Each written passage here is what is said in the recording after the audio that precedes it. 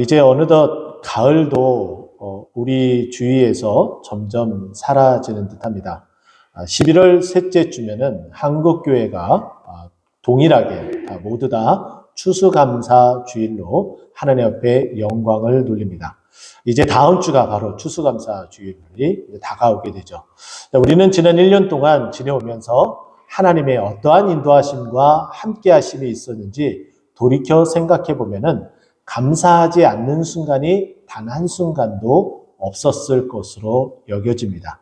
자, 그러면 오늘 본문의 이 말씀과 또 이 제목을 살펴보게 되면은 감사가 감사를 낳습니다 라고 제가 제목을 잡아봤는데요.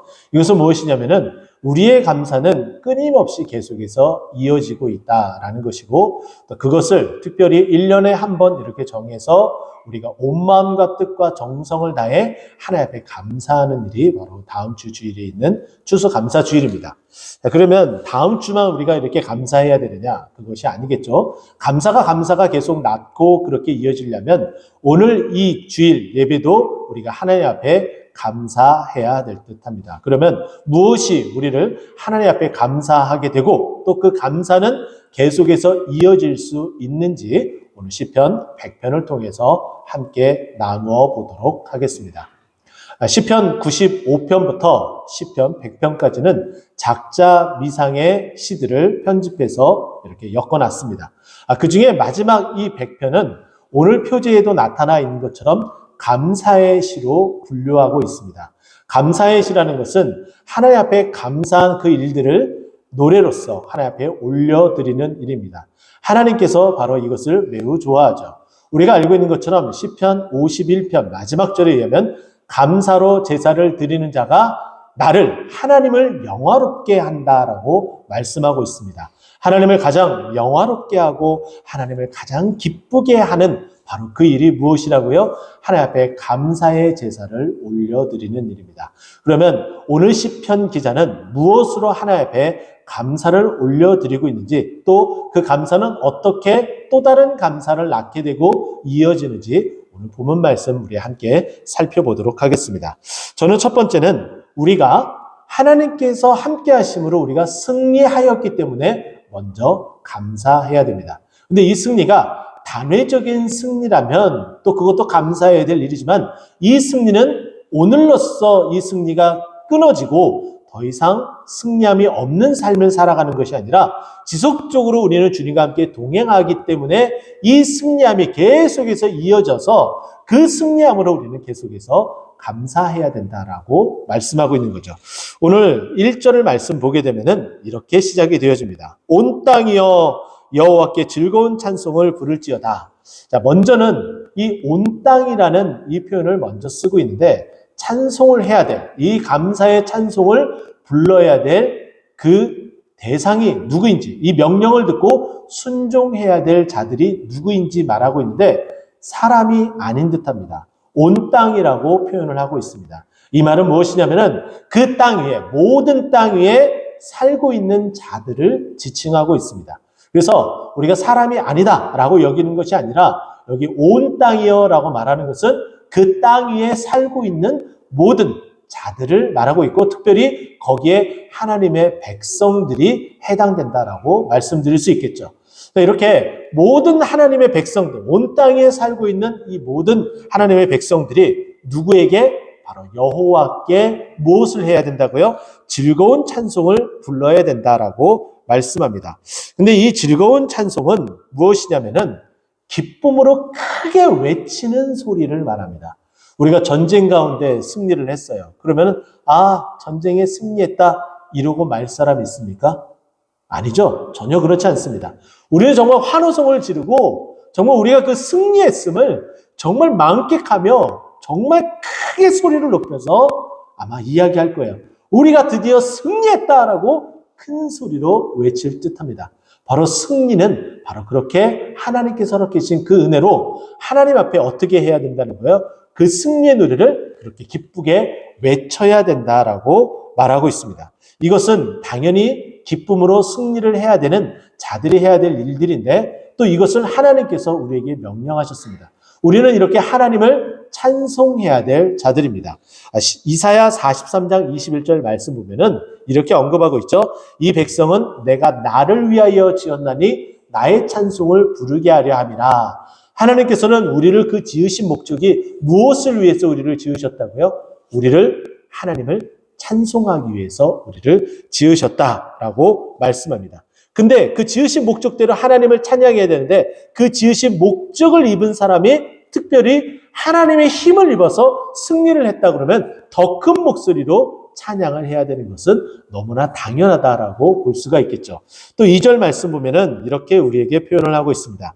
기쁨으로 여호와를 섬기며 라고 이야기를 하죠. 이 기쁨도 히브리어 원어를 살펴보게 되면은 심화라는 표현을 쓰고 있습니다.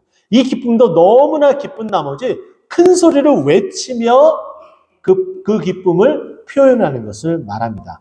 우리는 하나님 앞에 나와 예배드릴 때, 찬송할 때, 또 감사할 때 우리에게 승리를 주신 그 하나님께 기쁨으로 그 승리 가운데 있는 그 기쁨을 외쳐야 됨을 우리에게 연이어 말하고 있습니다. 근데 오늘 본문 보게 되면은 하나님을 여호와를 섬기며 또 노래하면서 그 앞에 나아갈지어다라고 말하고 있어요. 자, 여기서 하나님을 섬긴다라는 것은 종으로서 섬기는 아바드라는 단어를 사용합니다. 근데 이 아바드라는 이 히브리어는 구약의 곳곳에서 사용하고 있는데 하나님을 예배할 때에, 하나님을 섬길 때에 바로 이 단어를 사용하고 있죠. 즉, 종으로서 전쟁에 참전해서 승리한 기쁨, 그 하나님께서 허락하신 그 승리한 기쁨을 큰 소리로 외치면서 함께 하나님 앞에 나오는 일을 말합니다. 근데 우리의 삶에 패배가 있을 수 있습니까? 없죠. 그 모든 패배는 이제 우리 스스로가 살아갈 때는 그 패배 가운데 있지만은 이제 더 이상 우리는 주님과 동행하며 더 이상 우리에게는 그 패배함이 없고 승리함만 있게 됩니다. 그것을 데살로니가전서 5장 18절 말씀에는 우리에게 이렇게 이야기를 합니다. 범사에 감사하라. 하나님께서는 우리에게 무엇라고 말씀하셨어요? 범사에 감사하라라고 말씀하셨어요.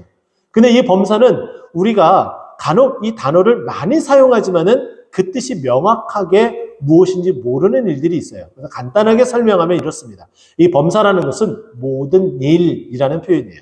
그럼 모든 일에 하나님 앞에 감사해야 되는 것이죠. 우리가 지금 힘들고 그 어려운 일이 우리를 공경에 처하고 우리를 옥죄는 일일지라도 우리는 어떻게 해야 돼요? 하나님 앞에 감사해야 됩니다. 근데 그렇게 할 때에 하나님께서 지금은 현재 우리를 옥죄고 힘들게 할지 모르지만은 그것이 이제 바뀌어서 우리의 풍성함으로, 우리의 넉넉함으로 또 우리의 감사함으로 바뀌어지게 된다라는 거예요. 그렇기 때문에 우리에게 무엇을 요구하고 있어요? 범사에 감사하라. 근데 이것이 무엇이라고요? 이는 그리스도 예수 안에서 누구를 향한? 너희를 향한, 즉 우리를 향한 무엇이라고 말씀합니까? 하나님의 뜻이니라. 할렐루야. 하나님께서 우리에게 범사에 감사하라라고 말씀하고 있어요. 근데 이 부분은 특별히 이렇게 우리에게 말씀하고 있는데요. 어디까지 가서 하나님 앞에 이렇게 기쁨으로 큰 소리로 승리함을 찬양을 해야 되느냐? 2절 마지막 부분에 보면은 그 앞에 나아갈지어다라고 말씀하고 있어요. 여기서 이제 그 앞이라는 히브리어 원어를 살펴보게 되면은 단순한 그 앞을 말하고 있지 않고 하나님의 얼굴 앞이라는 의미의 뜻을 가지고 있습니다. 그러니까 하나님을 얼굴을 마주 대하며 하나님의 큰 소리로 찬양이라, 큰 소리로 감사해라라는 거예요. 무엇 때문에? 승리하였기 때문에. 이렇게 우리에게 말씀하고 있는 거죠. 자, 그런데 이 얼굴 앞에, 우리가 하나님의 그 얼굴 앞에 쓰는 것이 어떤 의미인지 살펴보면 이렇습니다. 민수기 6장 25절 말씀 보게 되면 24절부터 제사장 축복에 대한 메시지를 우리에게 해주고 있어요. 하나님께서 직접적으로 모세와 아론에게 너희는 이스라엘 백성들에게 이렇게 축복하라라고 말씀한 내용이 바로 24절, 25절, 26절에 대한 말씀입니다. 자, 그 중에 25절 말씀은 이렇게 언급을 하고 있는데요. 여호와는 그의 얼굴을 내게 비추사. 이렇게 표현해요. 여호와는 그 얼굴을 내게 비추사 무엇하길 원하신다고요? 은혜 베푸시기를 원하며. 하나님은 우리에게 뭘 하길 원하신다고요? 은혜 베푸시기를 원하세요. 근데 놀랍게도 여호와는 그 얼굴을 어떻게 하신다고요? 우리에게 비춰주신다. 우리가 여호와의 그 얼굴 앞에 나아가게 된다라고 말씀해요. 그러니까 우리가 여호와의 그 얼굴 앞에 나아가는 것 그 자체가 무엇이라고요?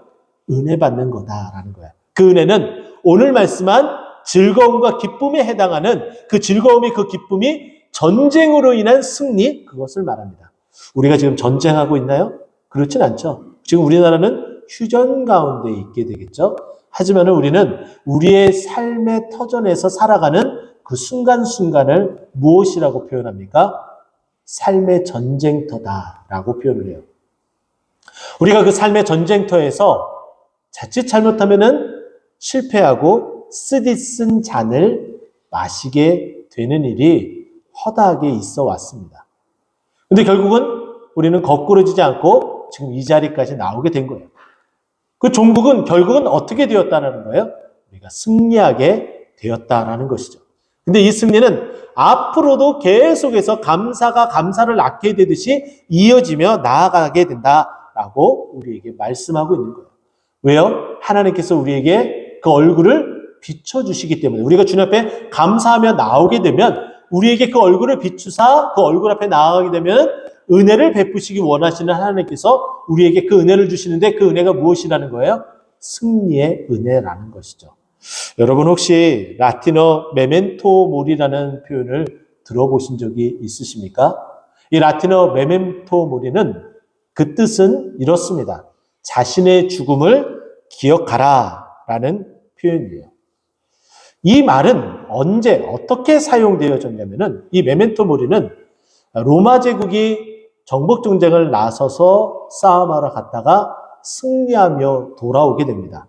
그렇게 승리하며 돌아오게 될 때에 맨 뒤쪽에 노예들을 끌고 오게 돼요.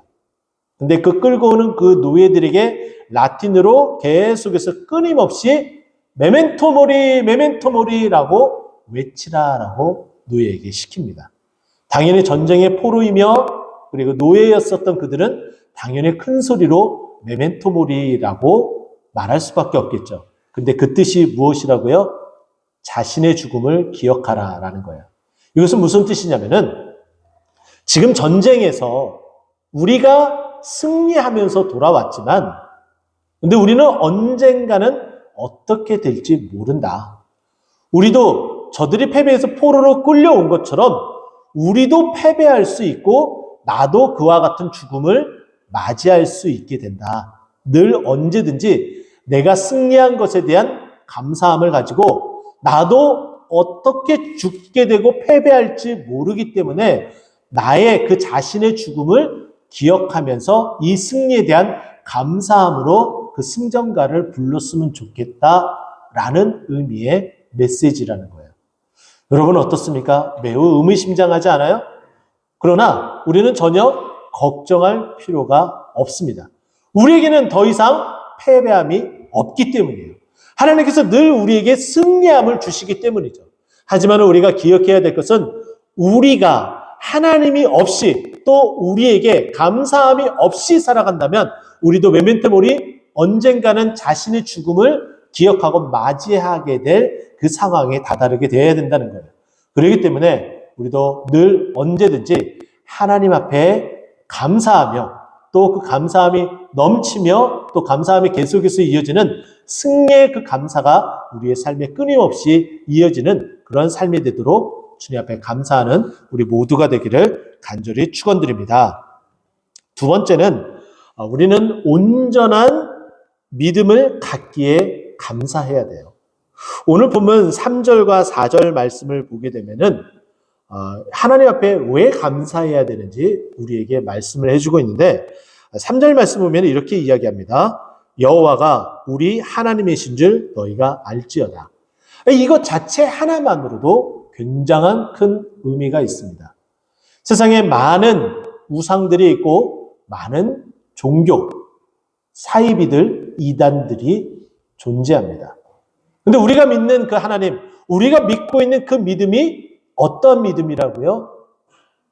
세상에 가질 수 없는 온전히 여호와 하나님께서 우리에게 허락하신 온전한 믿음이라는 거예요.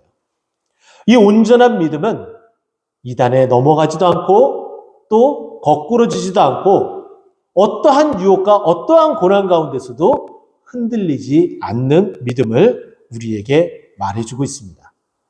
여러분 혹시 기억하실지 모르겠지만은 1987년 8월 29일 대한민국을 떠들썩하게 만든 한 가지 사건이 벌어지게 됩니다. 경기도 용인군 남사면 북리에 어느 한 공장이 있었는데요. 그 공장 식당에 다락과 같은 어떤 그런 공간에 32구의 시체가 가지런히 놓여 있는 것이 발견되어졌습니다. 대한민국은 굉장히 떠들썩하게 되었죠. 이게 무슨 일이냐? 도대체 왜 이런 일이 벌어졌냐? 결국은 그것이 밝혀졌는데 이단, 사이비에 의해서 그들이 집단 자살을 하게 된 사건이었습니다. 우리가 잘못된 믿음을 갖게 되면 이와 같은 사건에 놓여지게 되는 거예요. 매우 놀라운 일이었죠. 우리가 온전한 믿음을 갖게 되고 있다는 것은 바로 이와 같은 이 유혹과 이와 같은 이 사건에 노출되어지지 않는다라는 겁니다. 여러분 또한 1992년 10월 28일 이거는 너무나 유명한 일이죠. 전 세계가 주목한 대한민국의 정말 잊을 수 없는 하나의 사건이었습니다. 다미선교회 이단이라고 하는 이 이단의 또는 괴수인 이장님이라는 자가 하나님 앞에 계시를 받았다 해서 휴거가 일어날 것이다 라고 이야기를 합니다.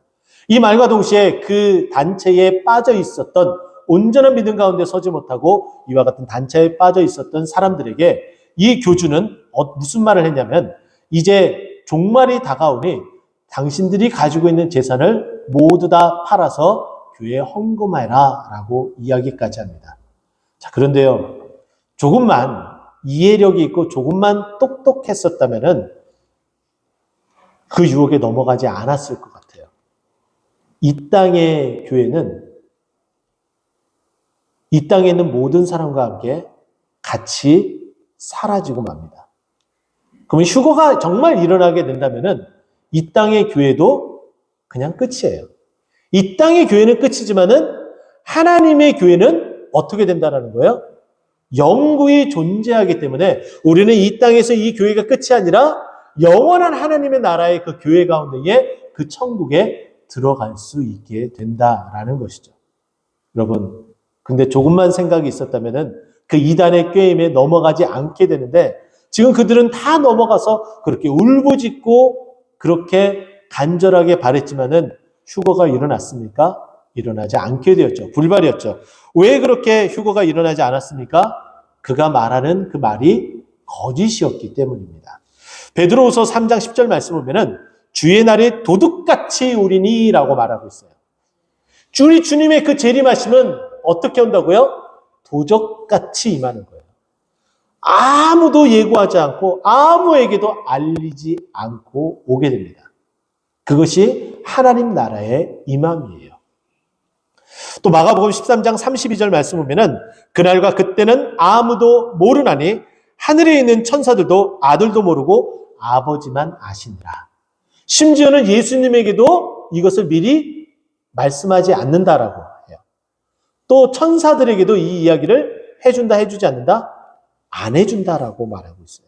오직 아버지만 아셔서 아버지가 때가 되면은 이제 그 일을 시작하신다. 그것이 예수님의 재림이다라고 말씀하고 있어요.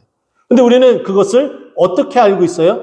하나님께서 말씀하셨기 때문에 베드로후서 3장 10절에도 말씀하셨고 또 마가복음 13장 32절에도 말씀하셨던 것처럼 이렇게 우리에게 말씀하셨기 때문에 정통교회, 정통믿음으로 우리가 믿고 있는 이 온전한 믿음 가운데 있는 이 믿음이 있기 때문에 우리가 이것을 알고 그 믿음 가운데 있게 되는 거예요. 근데 그 하나님을 우리가 믿고 있는데 3절에 보면은 여호와가 우리 하나님이신 줄 너희가 알지어다. 너희가 믿고 있는 그 하나님은 이단과 다르고 사이비와 다르게 온전한 믿음 가운데 있다라고 우리에게 말씀하고 있는 거죠. 여러분 우리나라에 정말 여러 이단 사이비들이 있습니다. 근데 그 사람들이 얼마나 많은지 여러분 혹시 아십니까? 최근에 대구에서 신천지들이 수료식을 한다고 10만 명이 넘게 모였다고 합니다. 우리나라의 신천지들의 그 신도수들을 대략 통계가 정확한 통계는 나오지 않지만은 대략 암묵적으로 이렇게 살펴보면은 아직도 그 세력이 어마어마한데요. 우리나라에 지금 있는 그 신천지들의 전체 신도수의 숫자가 약 24만 명이나 이른다고 합니다. 매우 놀랍죠? 그럼 우리나라에서 파생한 이단들 가운데 가장 큰 이단은 어느 이단인지 아십니까? 통일교예요. 통일교도 정확한 숫자는 우리가 알 수는 없지만 대략적으로 많은 그 이단을 이렇게 파헤치는 그런 곳에서 대략적으로 전 세계에 300만 명이 넘는 통일교 신도들이 있다고 합니다. 우리나라도 있고 또 일본이 있고 또 전 세계 이렇게 이제 퍼져 있는데 이와 같은 분포들을 보면은 우리가 온전한 믿음을 가지고 있는 것이 얼마나 감사한 일인지 모릅니다. 우리도 그 미혹의 영에 하나님께서 우리를 붙들어 주시고 우리와 함께 해 주시지 않는다면, 우리에게 그 은혜를 주시지 않으셨다면 우리는 온전한 믿음 가운데 서지 못하게 됩니다. 우리도 사이비 이단의 그 속임에 빠져서 헤어나지 못하고 있을 그런 모양새라는 거죠. 통일교회에 있을 수도 있고요. 또 구원파에 있을 수도 있고요. 또 신천지에 있을 수도 있는 것이 우리네 모습입니다. 하지만 어떻습니까? 하나님께서 우리에게 온전한 믿음을 주셨어요. 할렐루야! 근데 그 우리에게 온전한 믿음을 주시는 분이 누구라고요? 여기 3절에 보면은 우리 하나님이라고 표현하고 있어요.